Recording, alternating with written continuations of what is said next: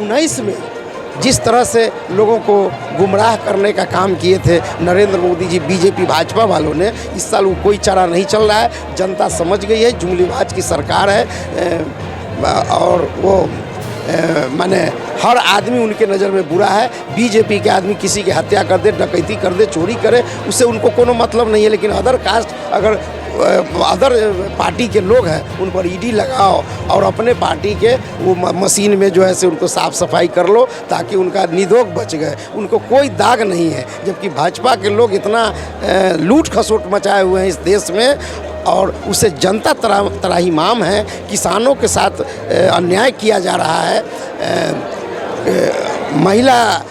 महिला पीड़ितों के साथ अन्याय किया जा रहा है, लूट हत्या जो इतना बढ़ गई है, महंगाई बढ़ गई है, उसका क्लू जनता जान गई है। हमारा नेता चोरी किया है। केजरीवाल साहब को देखिए कि उन्होंने आप इलेक्शन के समय आप झिलवे दिए कि अंदर में रहेंगे तो यहाँ माने वो वोट नहीं कर पाएंगे और भारी बहुमत से हमारी उम्मीदवार। ऐसा नहीं है, वो जेल में रहे कहीं रहे, उनका जो अनुयायी या समर्थक है वो वोट देगा और बीजेपी के हराने का काम करेगा। बीच में बिहार में अब देखें कि हमारे तेजस्वी यादव जी को जो युवा नेता है, युवाओं का धड़कन है, उसको परेशान किया गया। राष्ट्रीय अध्यक्ष लालू प्रसाद जी को परेशान किया गया। आप जाकर देखिए बंगाल में जो मुख्यमंत्री हैं उनको परेशान किया गया। हित का समीकरण यही है जो अभी हमारा जो 17 महीना में जो सरकार हमारी सरकार रही और तेजस्वी युवा नेता तेजस्वी यादव जी का जो उपलब्धि रहा है, ये सरकार यही उपलब्धि से हमारी जीत सुनिश्चित होगी।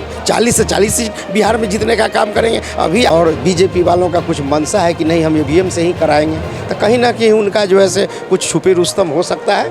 लेकिन अभी हम लोग जो है से ईवीएम मशीन का जांच हो रहा है, देख रहे हैं, अभी सब कुछ ठीक ठाक चल रहा है। लेकिन इलेक्शन आवर में वो क्या करेंगे नहीं करेंगे, सरकार उनकी है। जब देख रहे हैं कि अब हारने लगते हैं तब क्या करते हैं कि काउंटिंग बंद कर देते हैं। काउंटिंग उनकी प्रशासन है, कुछ भी कर सकते हैं। अभी देखे हैं कि बहुत कम वोट से पिछले चुनाव में हमारा उम्मीदवार हारा है। आप 3-3 घंटा काउंटिंग रोकने का आखिर क्या कारण हो सकता है? इससे तो साबित होता है कि कहीं ना कहीं आप ईवीएम में छेड़छाड़ कराते हैं या प्रशासन के द्वारा मनमानी करते हैं। इससे साबित हो रहा है। ये कहने की क्या ज़रूरत है, सारे मीडिया बंधु भी इसको जानते हैं, पूरे देश के नेताओं और कार्यकर्ता भी जान रहे हैं। नहीं सब इंडिया गठबंधन के हाजीपुर में एक कार्यकर्ता सम्मेलन किया जिसमें पदाधिकारीगण बहुत सारे उपस्थित रहे और चुनावी महापर्व को लेकर रणनीति बनाई गई। आखिर इस जो कार्यकर्ता मीटिंग जो रहा, क्या कुछ रहा इसका खासियत और क्या कुछ तैयारी आगे रणनीति को लेकर किया गया चुनाव? रणनीति लोकसभा जो हमारे प्रत्याशी वैशाली जिला में 3 लोकसभा आता है। एक लोकसभा हाजीपुर लोकसभा है जहाँ से उम्मीदवार बड़े भाई शिवचंद्र राम जी पूर्व मंत्री। उजियारपुर लोकसभा में एक विधानसभा पातेपुर आता है, उसका उम्मीदवार पूर्व मंत्री आलोक कुमार मेहता जी। और एक विधानसभा वैशाली में आता है, वैशाली लोकसभा में, जिसका उम्मीदवार है मुन्ना शुक्ला जी। हम आज कार्यकर्ता मीटिंग पूरे वैशाली जिला के सभी प्रखंड से 3 लोकसभा के लोगों को बुलाए थे। कार्यकर्ता मीटिंग में जो हमारे पार्टी का आदेश है उसको ज़मीन पर रखने का काम, और हम जो संघ पार्टी ने हमारे 17 महीना बदाम 17 साल जो रहा है, 17 महीना में हमारे सरकार ने क्या किया है उसको ज़मीन पर रखने के लिए कार्यकर्ता को बुलाया गया है। हमने बूथ कमेटी और पंचायत कमेटी, बूथ कमेटी, प्रखंड कमेटी और हर गांव में कार्यकर्ता को ये टास्क दिया गया है कि जाकर के आप लोगों के बीच बात रखने का करेंगे और भारी से भारी मतों से शिवचंद्र राम जी को जिताने का काम करें। यही शिवचंद्र राम लोकसभा के जो प्रत्याशी है, पहले मंत्री थे, बहुत कम समय में कई एक स्टेडियम बनाने का काम किए और यहाँ इनका कार्यकलाप एक भी वैशाली जिला में कोई वैसा गांव जगह कोई ऐसा जात जवार नहीं है जिनके शादी विवाह कोई फंक्शन में नहीं जाते हैं, समय से पहुंचते हैं और सालों भर पार्टी के और जनता के बीच रहने वाले हैं शिवचंद्र राम जी हैं। इसी के तैयारी के लिए हम लोग आज कार्यकर्ता मीटिंग बुलाए हैं और सारे पदाधिकारी यहाँ शिरकत किए।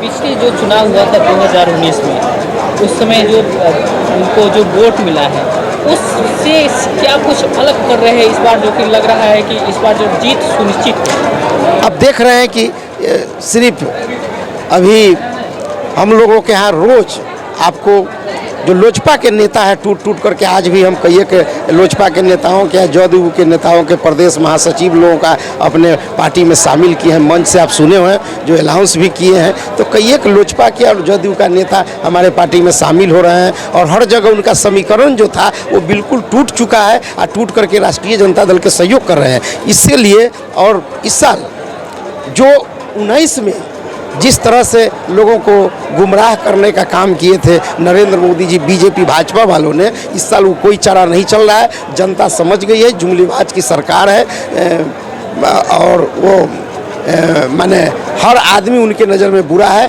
बीजेपी के आदमी किसी की हत्या कर दे, डकैती कर दे, चोरी करे, उससे उनको कोनो मतलब नहीं है। लेकिन अदर कास्ट, अगर अदर पार्टी के लोग हैं उन पर ईडी लगाओ और अपने पार्टी के वो मशीन में जो है से उनको साफ सफाई कर लो ताकि उनका निदोग बच गए, उनको कोई दाग नहीं है। जबकि भाजपा के लोग इतना लूट खसोट मचाए हुए हैं इस देश में और उसे जनता त्राहिमाम है। किसानों के साथ अन्याय किया जा रहा है,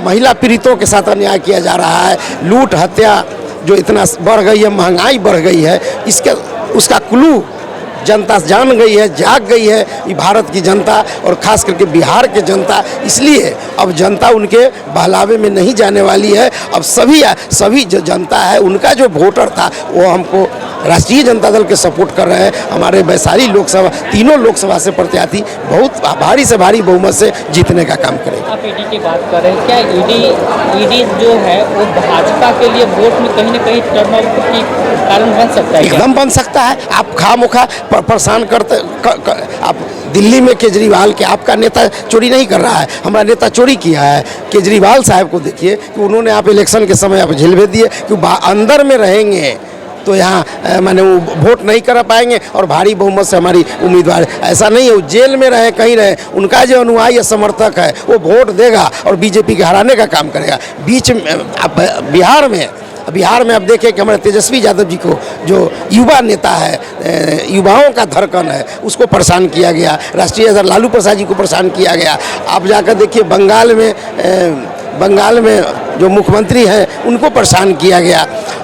कहीं नहीं वो छोड़ रहे हैं, पूरे भारत में चाह रहे हैं कि एक तरफा शासन करे, एक तरफा राज करे। हमारे सामने कोई नहीं है, हम अकेला बीजेपी इस देश में राजतंत्र को ख़त्म करके प्रजातंत्र लाने का काम करना चाहते हैं। इसके लिए जनता समझ गई है उनके जुमलेबाज का और विरोध करती है और जनता भारी भारी सब मतों से हम राष्ट्रीय जनता दल और इंडिया महागठबंधन के नेताओं को जिताने का काम करेंगे।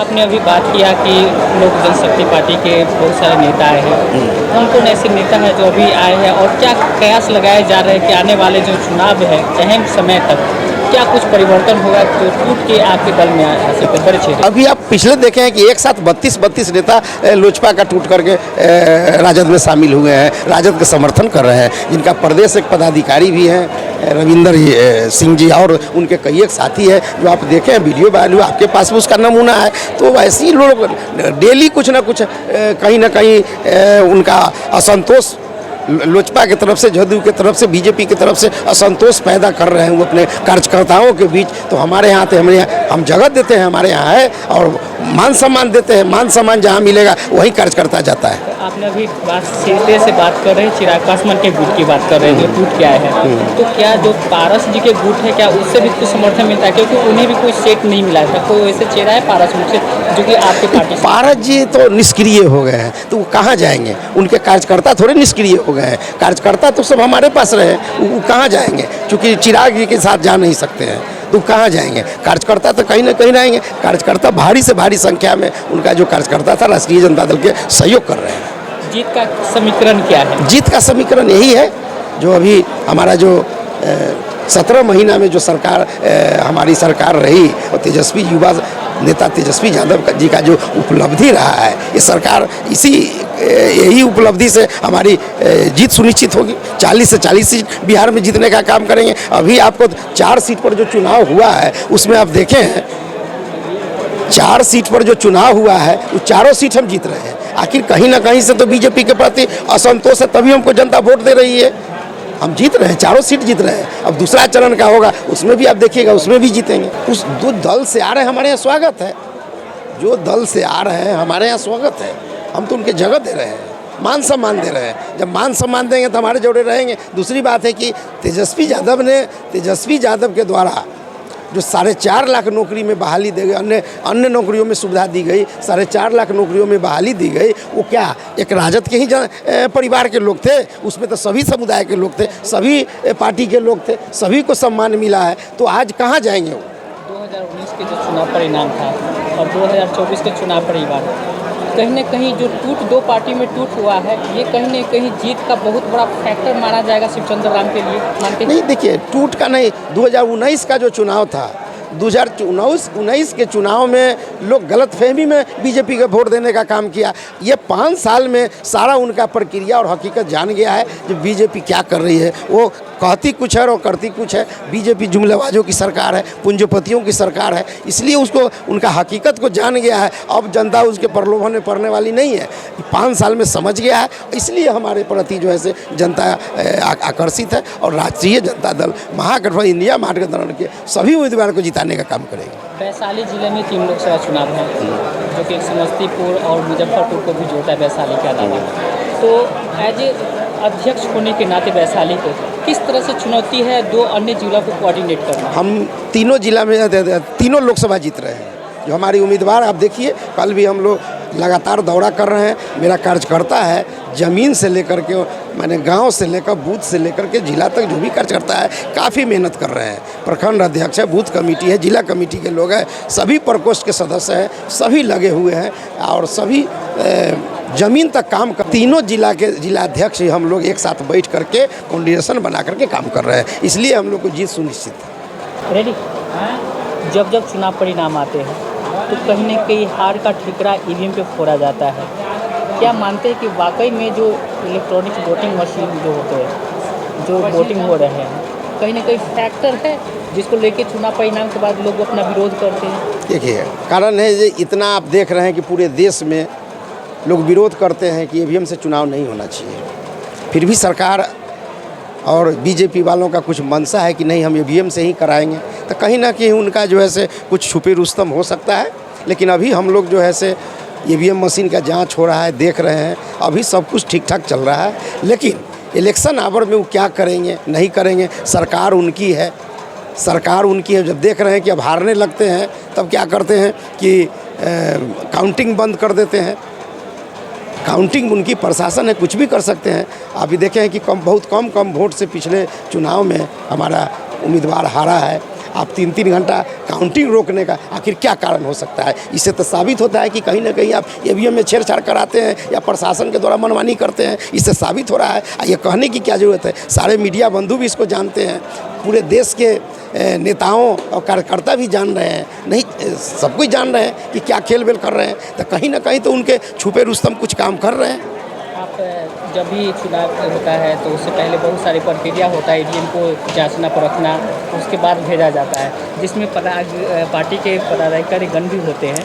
तो इसमें आरोप लगा देना क्या उचित है? ये सभी चीज़ है, प्रशासन तो उनका है, प्रशासन तो उन्हीं का है, प्रशासन तो मेरा नहीं है। हम तो अभी सब कुछ देख रहे हैं, ठीक ठाक है, लेकिन प्रशासन तो उन्हीं का है। चुनाव तो उन्हीं का प्रशासन कराने जाता है, देखभाल तो उन्हीं का प्रशासन करता है। लेकिन कहीं ना कहीं तो उनका मनसा में गड़बड़ी है, जो वो दावा करते हैं। एक 400 पार, अभी चुनाव हुआ नहीं, आप 400 पार कैसे हो गए? इसका मतलब है कि आपका मनसा में कहीं गड़बड़ी है, तब ना 400 पार कर रहे हैं। हम लोग तो नहीं कर रहे हैं कि हम 400 पार कर गए, 400 पार कर गए। हम तो जनता के बीच डिसीजन है। जनता जो डिसीजन करेगी, या 1 वोट से करे, चाहे 1 करोड़ वोट से करे, चाहे 1 लाख से, जनता के डिसीजन को मानना है। लेकिन उनको जनता के डिसीजन से मतलब नहीं है, उनको 400 जनता से कि 400 पार है। अब जनता से बिना पूछे हुए, डिसीजन लिए हुए, मतदाता बंधु से बिना डिसीजन लिए हुए, बिना वोटिंग होते हुए आप 400 पार कर गए, इसका क्या मतलब है? इसका मतलब है कि 400 लोकसभा जहाँ 400 उम्मीदवार पर आप गेम खेल रहे हैं। इससे तो यही साबित हो रहा है। आरजेडी का क्या कुछ मुख्य एजेंडा है जो कि 2024 के लिए एकदम मुख्य निर्णायक साबित है? 1 करोड़ नौकरी देने की बात हुई है। हमारे तेजस्वी यादव ने कहा है, आपके एजेंडा में दिया हुआ है, आप लोगों को पिछले भी दिए हैं, उसमें देख लीजिए, पढ़ लीजिए ये क्या क्या उसको पूरा करने का। जब हमारी सरकार बैसाखी के सहारे चली है 17 महीना, तब हम 4.5 लाख लोगों को नौकरी देने का काम किए। जब सरकार हमारी बनेगी तो 1 करोड़ कौन बड़ी बात है हमारे लिए, कुछ भी। हम तो माने अभी नीतीश जी डरते थे, कहते थे तू बाप घर से पैसा लाएगा। आज चल रहा है कि नहीं चल रहा है? आज नौकरी सबको मिला ना, लोग पैसा मिल रहा है ना, कहाँ से मिल रहा है? आप डरते हैं, लेकिन हमारी सरकार तो हमेशा से, अभी आप देखें कि बहुत कम समय में हमारा जो सरकार का उपलब्ध मिला है, समय मिला है, आप जो काम है आप देख सकते हैं, वो दौड़ रहा है, रोड पर दौड़ रहा है। आज जनता और वोटर इस चीज़ को समझ रहा है कि आगे हमको किसकी सरकार बनाने से हमारा इस देश का भविष्य उज्ज्वल होगा। शीर्ष न्यूज़ का वीडियो को ज़्यादा से ज़्यादा लाइक करें, कमेंट्स करें और ज़्यादा से ज़्यादा शेयर करें। चैनल को सब्सक्राइब करें और बेल आइकन ऑल सेलेक्ट करें ताकि आपको वीडियो मिलता रहे। धन्यवाद।